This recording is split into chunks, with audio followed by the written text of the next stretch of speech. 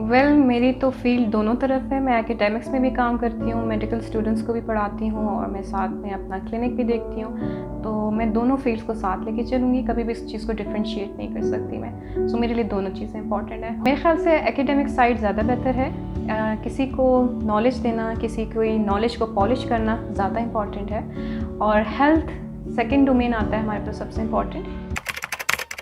Actually एक trend को भी फॉलो किया है, क्योंकि मेरी जो फैमिली है वो एक मेडिकल फील्ड से बिलोंग करती है, लेकिन उसके साथ साथ मेरे ख़ुद का भी रुझान बहुत था कि मैं मेडिकल फील्ड में ऐसे ब्रांच में काम करूं जो कि चैलेंजिंग हो, और वो फिज़ियोथेरेपी थी। तो मैंने उसमें अपनी ग्रेजुएशन की, उसमें अपना स्पेशलाइजेशन भी किया और अब उसमें सर्व भी कर रही हूँ। और जहाँ तक बात है कि किसी को देख के इंस्पायर होना, इट्स वेरी इंपॉर्टेंट कि आप कुछ अच्छी पर्सनैलिटीज़ को देख के इंस्पायर हों, बट इंस्पायरेशन के साथ ये बहुत ज़रूरी है कि आपका इंटरेस्ट भी है उसमें या नहीं। इट्स नॉट नेसेसरी कि आप सिर्फ इंस्पायर होकर उस चीज़ को फॉलो करें, क्योंकि अगर सिर्फ आप इंस्पायर होकर करते हैं तो कभी भी आप उस चीज़ को अचीव नहीं कर सकते। इट्स वेरी इंपॉर्टेंट कि आपका इंटरनल सेटिस्फेक्शन भी हो आपका कोई काम करने के लिए। सो मेक श्योर कि आप दोनों पर्सपेक्टिव्स को साथ लेके चलें, इंस्पायरेशन भी रखें किसी पर्सनैलिटी से अगर या किसी फील्ड से आप होते हैं, और उसके साथ आपका इंटरेस्ट भी उसमें होना चाहिए। It's a very vast field, एक बहुत ब्रॉड टर्म है ये, और बहुत अच्छे इसमें काम हो रहा है। अब्रॉड में तो इसकी बहुत ज़्यादा इंपॉर्टेंस है, पर अगर आप पाकिस्तान के पर्सपेक्टिव से बात करें तो यहाँ पे अब तक रुझान नहीं है। वेयर आई कैन से कि पंजाब और सिंध साइड पे इस पर बहुत अच्छे से काम हो रहा है, लेकिन बलूचिस्तान में यू वॉन्ट बिलीव कि अब तक फीमेल फिजियोथेरेपिस्ट ही नहीं है हमारे पास, और यहाँ पर हमारे पास फीमेल्स के बहुत ज़्यादा इशूज़ हैं, बहुत कॉमन। और वो जब उनको फिजियोथेरेपी रिकमेंड की जाती है तो वो बिल्कुल भी उनको पता नहीं होता कि वो कहाँ जाएँ। सो जो स्टूडेंट्स या जो बच्चे या बच्चियाँ पढ़ रही हैं, सो आई वुड रिकमेंड देम कि इसमें फील्ड में अच्छे से अच्छा हार्ड वर्क करें और एक कॉम्पिटेंट फिजियोथेरेपिस्ट बन के निकलें, ताकि वो अपने सिटी को या अपने एरिया को सर्व कर सकें।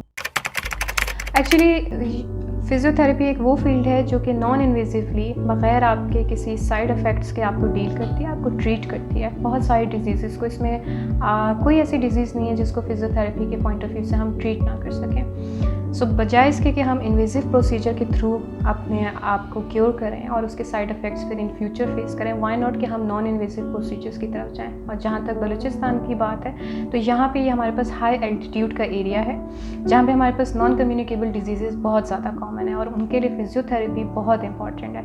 सो हमारे पास जो यहाँ की कम्युनिटी है या जो हमारे पास लोग हैं, वो बहुत ज़्यादा हाई ब्लड प्रेशर, बहुत ज़्यादा शुगर के और बहुत ज़्यादा स्ट्रेसफुल इन्वायरमेंट में रहते हैं, जिसमें फिजियोथेरेपी अपना बहुत ज़्यादा रोल प्ले करती है। सो यहाँ पे बहुत ज़्यादा स्कोप भी है और बहुत ज़्यादा इस पर काम भी हो सकता है अगर कॉम्पिटेंट फिजियोथेरेपिस्ट बन के निकलेंगे और काम करेंगे।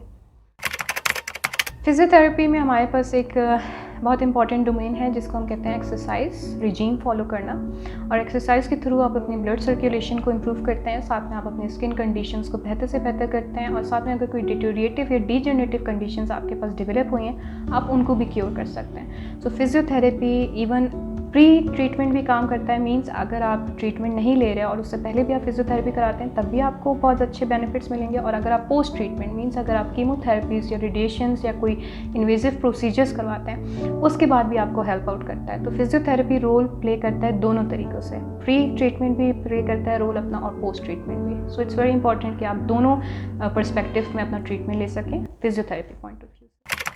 इसमें हमारे पास strain, muscular pain, spastic conditions होती हैं, और वो ऐसी कंडीशंस हैं जो फिजियोथेरेपिस्ट विदिन 10 मिनट्स उनको रिलीफ कर देता है। सो वहाँ पे ये बहुत ज़रूरी होता है, नॉट ओनली स्पोर्ट्स बल्कि आपके जो आईसीयू सेटअप्स होते हैं या आपके जो इन पेशेंट्स होते हैं उनके लिए भी ये बहुत ज़रूरी है कि वहाँ पे एक आपका फिजियोथेरेपिस्ट साथ हो जो कि आपकी ड्रेनेज कराता है, आपकी ब्लड सर्कुलेशन इंप्रूव कराता है और आपकी कंडीशन को within seconds, within minutes cure कर देता है। तो वो मेडिसिन जितनी देर में आपको उसका रिजल्ट देगी, वो फिजियोथेरेपिस्ट अपना काम कर चुका होता है क्योरिंग में।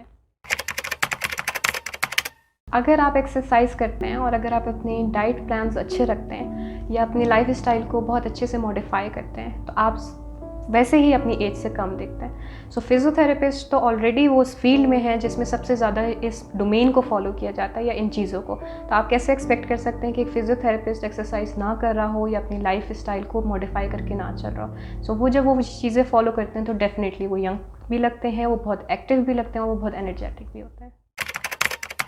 मैं हमेशा अपने एक्सपीरियंस से भी और अपने प्रैक्टिकली इस चीज़ को इम्प्लीमेंट करते हुए भी ये कहती हूँ कि balance diet is very important. आपके लिए ये ज़रूरी नहीं है कि आप अगर वेट लॉस करना चाह रहे हैं तो आप सिर्फ फ्रूट्स लें या आप वेजीज़ लें या आप जो है ना मील्स अपने स्किप करें। आप बैलेंस डाइट रखें। बैलेंस डाइट के साथ एक और कंपोनेंट हमारे पास बहुत ज़्यादा काम करता है, that is your mental relief, या मेंटली आप अपने आप को स्ट्रेस फ्री रखें। ये दोनों कंपोनेंट्स मिलकर ही आपके काम करेंगे। सो बैलेंस डाइट और स्ट्रेस फ्री लाइफ या पीस अपने माइंड का रखते हुए आप अगर अपनी डाइट अपने लाइफस्टाइल को मॉडिफाई करेंगे तो डेफिनेटली आपको कभी डाइटिंग जैसी चीज़ की ज़रूरत ही नहीं पड़ेगी। और डाइटिंग आपको बहुत ज़्यादा ड्रॉबैक्स भी देती है। अगर हम इस्लामिक पॉइंट ऑफ व्यू से भी देखें और हम साइंटिफिक पॉइंट ऑफ व्यू से भी देखें तो हमें नाश्ता अच्छे से अच्छा करना चाहिए और हमें जो लंच है वो उससे थोड़ा सा कम मिकदार में करना चाहिए, और उसके बाद हमें जो डिनर है वो पहले ले लेना चाहिए और कम लेना चाहिए। साथ में हमें अपने स्लीप पैटर्न्स को इम्प्रूव रखना चाहिए। 7 to 8 आवर स्लीप्स हर इंडिविजुअल के लिए बहुत इंपॉर्टेंट है ताकि उसके बॉडी के फंक्शंस अच्छे से अच्छे काम कर सकें। Well I would like to say कि पहले तो आप अपने मेंटल पीस को डेवलप करें। स्पिरिचुअली आप स्ट्रांग होने चाहिए। अगर आपका इंटरनल इन्वायरमेंट स्ट्रांग है तो आप एक्सटर्नली काम अच्छे से कर सकेंगे।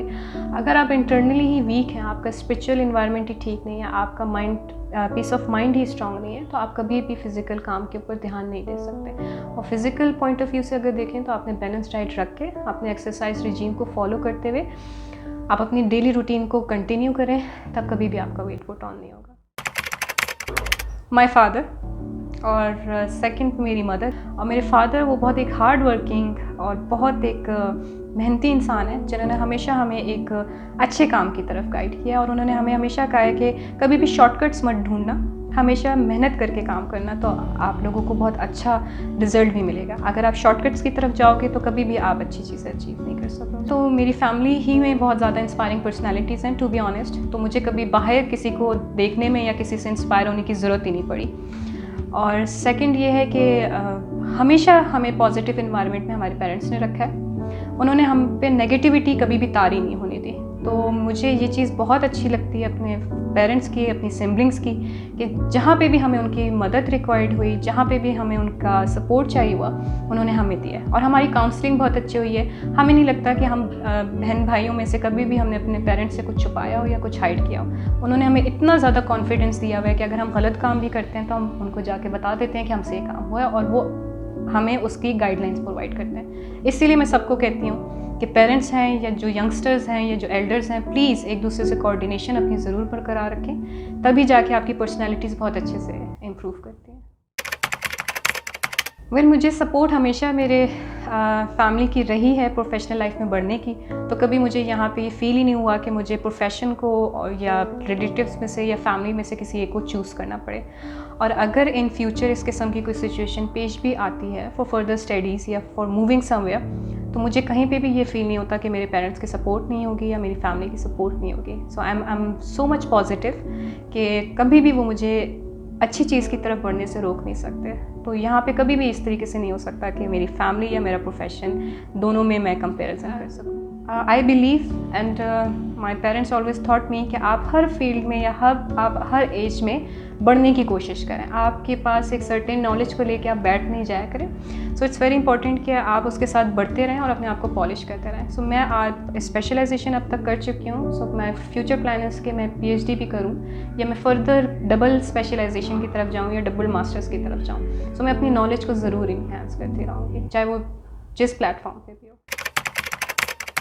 कि नेगेटिव लोग हर जगह होते हैं, तो वो चीज़ें हमें इग्नोर करनी चाहिए। That's it. आपकी पर्सनैलिटी कभी भी किसी को 100% पसंद नहीं आती, ना ही वो 100% उसको अप्रिशिएट करते हैं। कुछ फैक्टर्स जेलसी के आ जाते हैं, कुछ फैक्टर्स ये होता है कि उनकी खुद की पर्सनैलिटीज़ में ड्रॉबैक्स होते हैं या कुछ आपसे ज़्यादा आगे बढ़ना चाहते हैं, तो वो उस चीज़ को पॉजिटिव में लेके जाने के बजाय नेगेटिविटी में लेके जाते हैं। तो वहाँ पे इग्नोरेंस हमारे पास सबसे ज़्यादा इंपॉर्टेंटली काम करती है। सो मेक श्योर कि अगर आप लोगों को इस किस्म की चीज़ें फेस करनी पड़े तो आप फिंगर रेस अगर कोई आप पे करे तो just ignore it. Ignorance is the best policy कि आप अपनी लाइफ को सस्टेनेबिलिटी के साथ लेके चलें। अगर आपको लगता है कि आपके घर में आपकी बच्चियां या आपकी बहनें या आपकी सिस्टर्स, डॉटर्स, वाइफ कॉम्पिटेंट हैं तो उनको पढ़ने भी दिया जाए, लेकिन मेक श्योर कि आपकी फैमिली के नॉर्म्स को और एथिक्स को और इस्लामिक पॉइंट ऑफ व्यू को साथ लेके चलें। कभी भी किसी भी चीज़ का ज़्यादा होना या कम होना आपको नुकसान दे देता है। सो इट्स वेरी इंपॉर्टेंट कि आप बैलेंस के साथ चलें। मेरे यूथ के लिए, स्पेशली फ़ीमेल यूथ्स के लिए एक हमेशा से पैगाम ये रहा है कि प्लीज़ ऑप्टिमिस्टिक अप्रोच रखें, हर्डल्स फेस करना सीखें, चैलेंजेस को फेस करें और कभी मायूस ना हो। मायूसी की वजह से या आप लोग किसी एक फेलियर की वजह से बहुत ज़्यादा अपने आप को वीक महसूस करते हैं, प्लीज़ इस तरीके से ना करें। अपनी अच्छी पर्सनैलिटी से इंटरेक्शन रखें, अपनी अच्छी कंपनीज़ रखें और मेक श्योर कि हर्डल्स को फेस करते हुए आगे बढ़ें। You will definitely achieve your goals. Good.